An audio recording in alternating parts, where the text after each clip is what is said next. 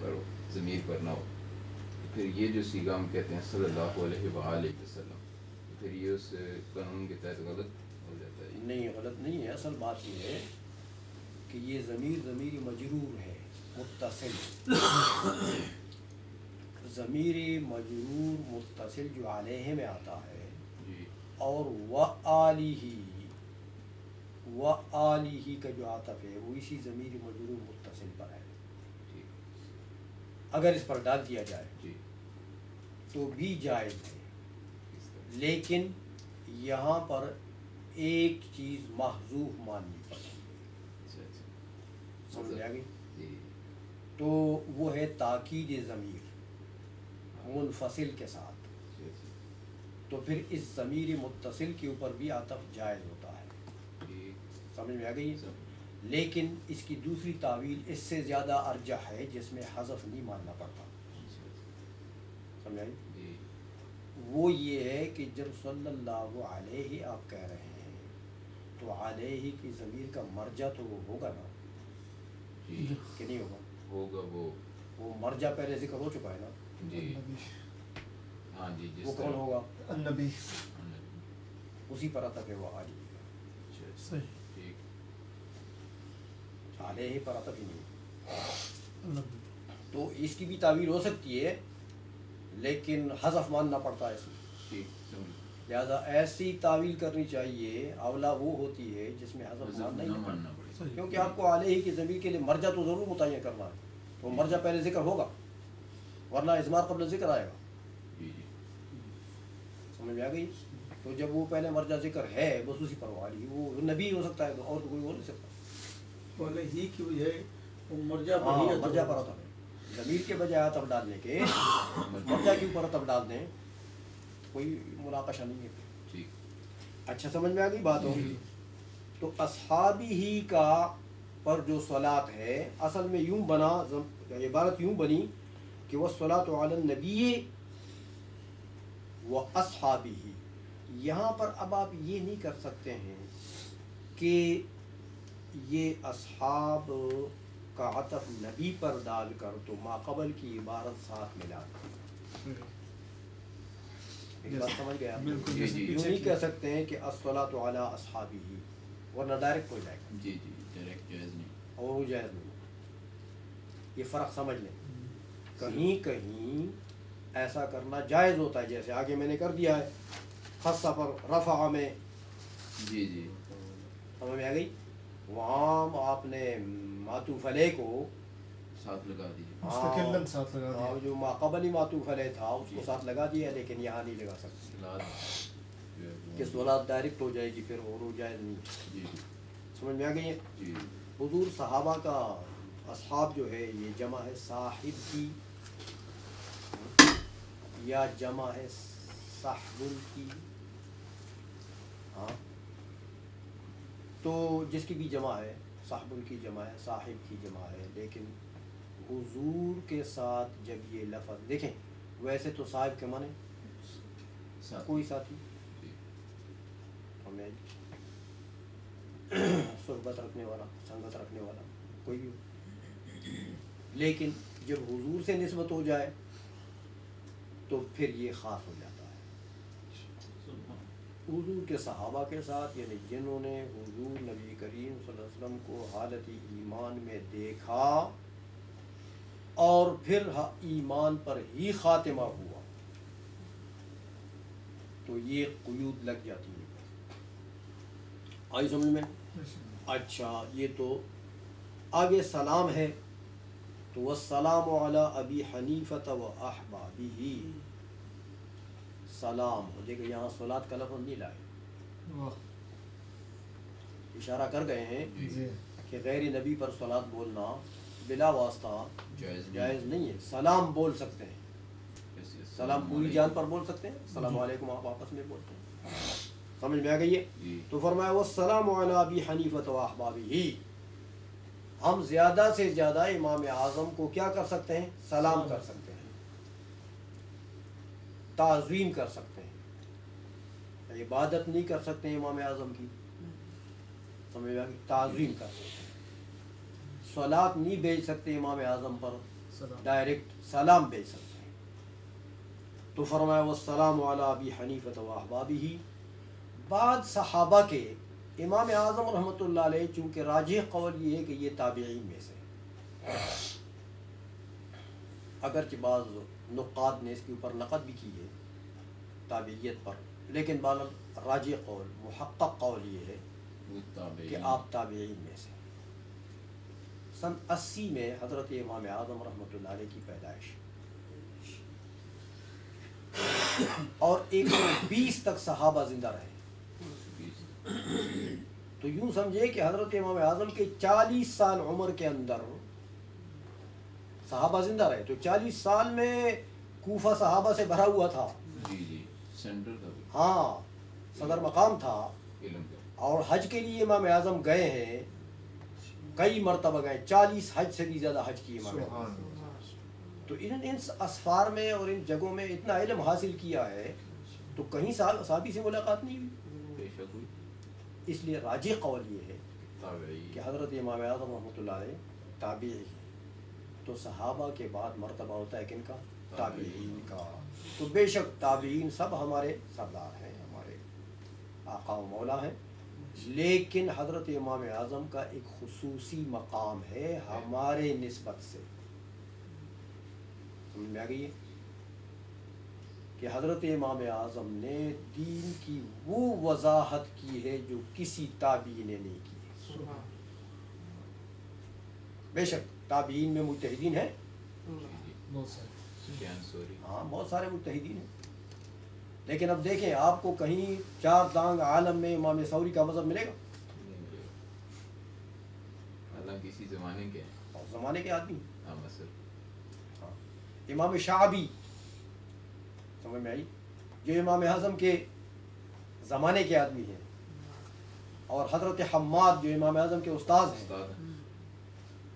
آپ کو کہیں بڑے لوگ تھے، اور امام اوزاعی بھی ہم سب امام اوزاعی بھی ہیں، لیکن آپ کو کہیں ان کا مذہب ملے گا؟ یا جتنا ریسرچ امام اعظم رحمۃ اللہ علیہ کے استنباطات اور استخراجات پر ہوئی ہے، کسی اور مذہب پر نہیں. امام احمد بن حنبل کے مذہب پر اتنا ذخیرہ آپ کو نہیں ملے گا. آپ دیکھیں حالانکہ وہ ابھی دنیا بھری پڑی ہے وہ ابھیوں سے، اور وہ ابھی سب کہتے ہیں ہم حنبلی ہیں، لیکن اتنی ریسرچ جو فقہ حنفی کی ہے. میں نے مکہ مکرمہ میں ایک مرتبہ پوچھا، وہ ایک شیخ طاہا تھا، ان کا شیخ الحرم تھا، حج کے لیے میں گیا تھا. تو میں رات کو ایسے بیٹھا ہوا تھا اپنے مطاب کے سامنے، دار الخیرات شریف پڑھ رہا تھا میں. وہ ایک مرتبہ گزرا ایسا، تو مجھے دیکھا، پھر واپس آیا، پھر دیکھا تو میرے پاس بیٹھ گیا. کہنے لگا میں طاہا نام ہے میرا، میں شیخ الحرم ہوں. آپ یہ پڑھ رہے ہیں لیکن یہ ممنوع ہے یہاں پر دار الخیرات. میں تو کچھ نہیں کہتا، میں خود اس کا قائل ہوں. تسبیح نکالی کہ نہیں، میرے پاس تسبیح بھی ہے، لیکن اس طرح کھلا اس کو نہ پڑھا. پھر خیر مجھ سے پوچھا، پھر حالات والا بتایا نہیں. پھر اس نے ایک دعوت دی، وہ دعوت میں پھر کھلی باتیں ہوئی. عربی تو عربی ہے.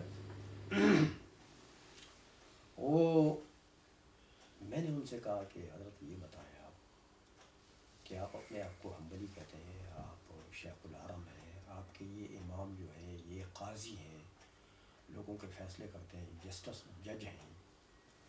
تو فقہ حنبلی پر تو اتنی تحقیقات نہیں ہے، تو لوگوں کے جو آپ فیصلے کرتے ہیں دارالقضاء میں بیٹھتے ہیں، یہ آپ کے علماء یا آپ، تو جب آپ کو مسئلہ فقہ حنبلی میں نہیں ملتا تو کدھر جاتے ہیں؟ کوئی ایسی صورت تو آتی ہوگی ضرور، جزیات آتے ہوں گے، اس کو رائے. کہنے کی حضرت بات یہ ہے کہ سچی بات یہ ہے، دیانتداری کی بات یہ ہے، حرم میں بیٹھا ہوں جھوٹ نہیں بولتا. دیانتداری کی بات یہ ہے کہ جب ہمیں فقہ حنبلی میں جزیہ نہ ملے تو ہم فقہ حنفی کو اٹھا لیتے ہیں. فقہ حنفی کے بغیر ہمارا بھی چارہ نہیں ہے. کہ فقہ حنفی میں دوسرے طبقے کے تیسرے طبقے کے اتنے مجتہدین پیدا ہوئے ہیں جنہوں نے کوئی جزیہ چھوڑا نہیں. اصحاب تخریج اتنے پیدا ہوئے جنہوں نے کوئی دلیل چھوڑی نہیں, کوئی مسئلہ نہیں چھوڑا جس کے لیے دلیل انہوں نے نقل کی. اصحاب ترجیح اتنے پیدا ہوئے کہ جنہوں نے مذہب کو مدون کر دیا, بالکل اقوال مختلفہ میں ایک کو ترجیح دے کر مذہب کو مدون کر دیا. اس قدر کام جو ہے وہ کسی فقہ پر نہیں. تو واقعی ایسا ہے, اس لیے امام اعظم رحمۃ اللہ علیہ کا بہت بڑا احسان ہے کہ ایسے اصول اور ایسے قواعد استنباط آپ نے وضع فرمائے ہیں جن کے اوپر رہتی دنیا تک کام ہوتا ہے. وہ احبابی, اور آپ کے احباب کے اوپر بھی سلام ہو جو آپ سے محبت کرتے ہیں, جو آپ سے پیار کرتے ہیں. امام اعظم سے ان کے اوپر بھی سلام ہو. اب احباب کا لفظ جو ہے عام ہے, تلامذہ صرف تلامذہ کا لفظ نہیں بولا. امام اعظم دنیا سے گئے 1 لاکھ سے زیادہ شاگرد چھوڑ کر گئے, لیکن صرف ان 1 لاکھ کی بات نہیں, وہ احبابی سمجھ میں آ گئی. اچھا جی, یہ ہو گیا. آگے پڑھیں جی. وبعد فإن أصول الفقه 4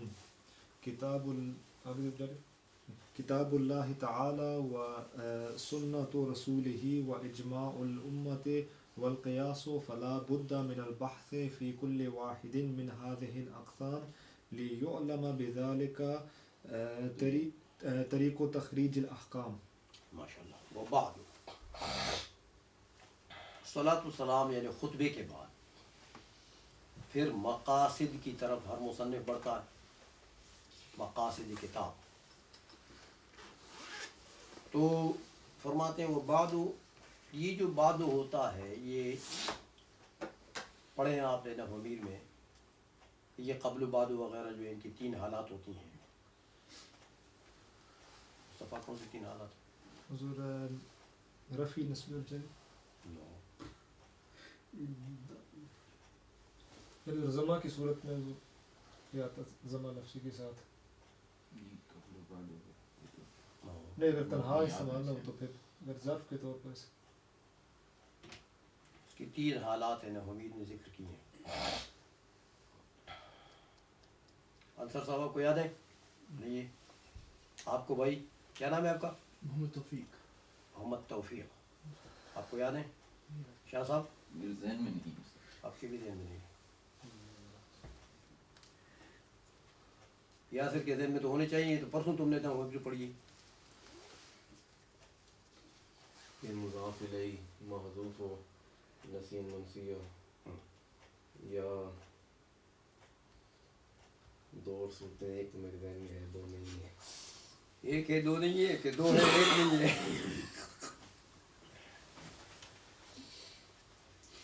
مضاف الیہ کے اعتبار سے یہ جو ظروف ہیں نا ان کی 3 حالتیں بنتی ہیں. سمجھ میں آ گئی؟ ان کا مضاف الیہ یا موجود ہوگا یا محذوف منوی ہوگا, یعنی نیت میں ارادے میں ہے, یا محذوف نسی منسی ہوگا. پڑھی ہوئی کتابوں کو تو کم از کم کچھ ٹچ مچا رکھو نا. اب آگے نہیں امتحان میں فیل ہو کر آ جائے تو کیا فائدہ. سمجھ میں آ گئی ہے؟ تو مضاف الیہ اگر مذکور ہے تو بھی یہ معرب ہوا کرتا ہے. معرب کا مطلب کیا ہے؟ اس پر اعراب تو آتا ہے, لیکن مطلب یہ ہے کہ جیسے عامل کا تقاضا ہو ویسے اعراب آئے گا. لفظوں میں جو عامل ہوگا اس کا ویسے اعراب آئے گا. اور دوسری صورت یہ ہے کہ محذوف ہو لیکن نسی منسی بالکل تصور میں ہی نہیں آتا ہے. مضاف الیہ محذوف ہے لیکن موجود نہیں ہے کلام میں, محذوف کا یہ مطلب ہے, لیکن تصور میں ہی نہیں آتا, پتہ نہیں کیا چیز ہے. تو اس صورت میں بھی یہ معرب ہوتا ہے، بتقاضۂ عامل اس کے اوپر اعراب ہوتا ہے۔ اور اگر محذوف منوی ہے، نیت میں ہے، ارادے میں ہے، کلام میں نہیں ہے، یہ مبنی مبنی برضم مبنی برضم ہے۔ اما بعد اما بعد، اما بعدو، اما بعدو یا وبعدو، یہ جو آیا ہے، کیونکہ یہاں آپ نے مضاف الیہ جو ہے وہ پڑھ لیا ہے ابھی، جی جی حمد، صلات، یہ پہلے گزری ہے نہیں یہ چیزیں، جی جی تو یہی مضاف الیہ نا اس کا۔ منوی ہے۔ تو نیت میں جب آپ بعد میں بولیں گے تو اس کا مطلب ہے کس کے بعد؟ بعد الحمد والصلاۃ، نیت مثابت، سمجھ میں آ گئی ہے؟ جی جی اس لیے یہ بعدو جو ہے یہ مبنی برضم ہے، وبعدو یا اما بعدو۔ اچھا، اب یہاں پر اس بعدو کے بعد فَإِنَّ میں فا آئی ہے، حالانکہ فا جو ہے یہ عموماً جزائیہ ہوتی ہے، تو جزائیہ فا کے لیے ما قبل میں کلمہ شرط، ادات شرط کا ہونا ضروری ہے، تو یہاں ہے کوئی؟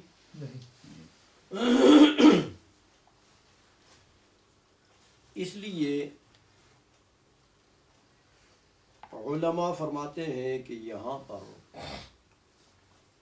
یا تو اما مقدرہ ہے، اصل میں کیا تھا؟ اما بعدو، سمجھ میں آ گئی ہے؟ جی اما بعد، یا اما متصورہ ہے، مطلب یہ ہے کہ اما کا تصور آ جاتا ہے۔ یہ جب بعدو کا لفظ آپ بولتے ہیں نا، تو بعدو کا لفظ جیسے آپ بولتے ہیں تو اما کا تصور ذہن میں آتا ہے کہ یار یہاں تو اما ہونا چاہیے، تو وہ جو تصور میں آپ کے اما آ گیا نا، اس کے جواب میں فا۔ وہ اما پھر اس کو شرط تو نہیں قرار دیں گے اگر وہ تصور کرے، اگر اس کو تصور کرے اما تو اس کو شرط تو نہیں قرار دیں گے نظر؟ کیسے شرط نہیں قرار؟ اس طرح اگر فا کو ہم کہتے ہیں جزا کے لیے آتا ہے تو اس کے لیے ضروری ہے پیچھے حرف شرط یا اعداد شرط۔ ملتزم نے مانا شرط ہوتا ہے نا اس کو، اما میں شرطی معنی ہے نا، جی مانا ضرور ہے، تو ادھر بھی اس کو ہم کہیں گے کہ ہاں اسی لیے تو فا ہی ہے اس جی کی۔ سمجھ میں آ گئی ہے؟ جی تو اما یا متصورہ کا یہ مطلب ہوتا ہے، جیسے دیکھیں آپ کسی دوست کی قبر سے گزریں، اللہ نہ کرے، دوست کی قبر سے گزرنا گناہ تو نہیں ہے؟ دوست کو پہلے مرنا پڑتا ہے پھر مرنا پڑتا ہے، تو مرنا تو سب کو ہے، دوست کو بھی مرنا ہے، دشمن کو بھی مرنا ہے، مرنا کس لیے دنیا میں رہنا ہے؟ تو کسی دوست کی قبر سے آپ گزرتے ہیں تو آپ کو اس دوست کا تصور نہیں آتا ہے ذہن میں؟ جی تو چلو یار دوست فاتحہ تو پڑھ لیں اس کے لیے، ورنہ سمجھ میں آ گئی ہے؟ یہ ویسے مثال سمجھانے کے لیے ایک نظیر ہو میں نے دے دی ہے، بعض چیزوں سے گزرتے ہوئے اس کا تصور خیال آتا ہے جی۔ ہاں، تو بعضوں سے گزرتے ہوئے اما کا خیال اور تصور جو ہے اس کو اما متصورہ کہتے ہیں، گزرتے گزرتے آ ہی جاتا ہے۔ ہاں آ جاتا ہے، تو اس اما متصورہ کے جواب میں فا جزائیہ ہے۔ سمجھ میں آ گئی ہے؟ جی تو بہرحال یہ اس لیے فا آئی ہے، ہاں، اور یا یہ فا جزائیہ ہے ہی نہیں، تو اما کی ضرورت نہیں، کسی کی ضرورت نہیں، یہ فا تفصیلیہ ہے، مفصل گانا ضروری۔ ہاں، جس یعنی یہاں سے اب تفصیل شروع ہو رہی ہے مقصود کی، تفصیل بیان ہو رہی ہے، اب تفصیل شروع ہو رہی ہے، تو فا جب تفصیلیہ ہو جائے تو پھر ہاں کسی کلمہ شرط کی ضرورت نہیں۔ سمجھ میں آئی؟ آگے فرماتے ہیں کہ اب دیکھیں فَإِنَّ اصول الفقہ اربعۃ، چونکہ یہ کتاب اصول فقہ میں ہے، اسی لیے سب سے پہلے اصول فقہ اصول فقہ کو متعین فرماتے ہیں کہ بھئی یہ اصول فقہ کا جو لفظ آپ بولتے ہیں اس سے مراد کیا چیز ہے. اور اصول اصل کی جمع ہے. اصل لغت میں کہتے ہیں ما یبتنی علیہ غیرہ. لغت میں اصل کس کو کہتے ہیں؟ جس کے اوپر کسی دوسری چیز کی بنا رکھیں آپ، اس کو اصل کہتے ہیں. ما یبتنی علیہ غیرہ. اور یہاں اصول فقہ میں نے آپ کو تشریح کر دی ہے ایک اصل ایک فرع. یاد ہے آپ کو؟ جی ابھی میں نے کر دی. تو یہاں اصول سے وہ اصول مراد ہیں جو میں نے آپ کو بتا دیا. اس لیے فرماتے ہیں کہ اصول فقہ اربعۃ، 4 ہیں. حضور وہ معذرت صاحب 12 بج گئے حضور، اگر وہ ان کی جو تشریح آگے پھر وہ اچھا چلو چیک کر لیں بندے آئے ہیں کہ نہیں. آئے ہیں 4 میرے خیال میں آئے چار ہوگے. دروازہ لاک ہے تو جان کرے. ہاں جا کریں. چلیے بس یہ بات میں کر دیں. حضور معذرت. ہاں یہ بات میں کر دی وقت. فإن أصول الفقه کی تو بات ہو گئی تھی، فا کی بات بھی ہو گئی تھی، یاد ہے؟ اچھا تو اب اگر میں سنوں تو آپ میں سے کن کن کو یاد ہے؟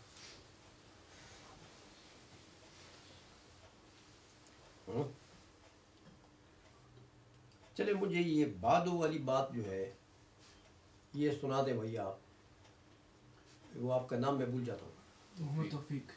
توفیق صاحب. یہ بادو میں کیا ہو گیا تھا؟ بعد میں یہ اسماء ظروف ہیں، یہ جیسے قبل و بعد میں 3 چیزیں ہوتی ہیں. دوسرا بندہ نہیں بولے گا.